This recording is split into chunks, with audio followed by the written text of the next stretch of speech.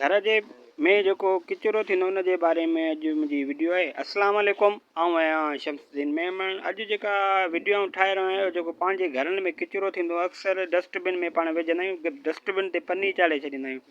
पोइ जेॾीमहिल जेको किचिरो थींदो आहे उन में डस्टबिन में विझंदा आहियूं ऐं राति या सुबुह जे टाइम ते वरी उन पनीअ खे कढी उछले छॾींदा आहियूं।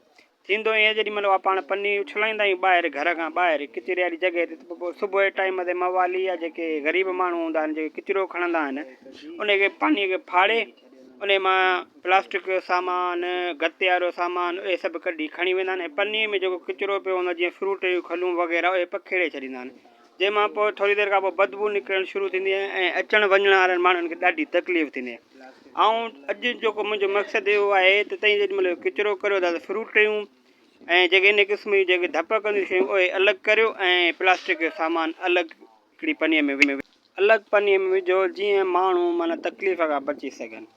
महिरबानी तव्हांजी।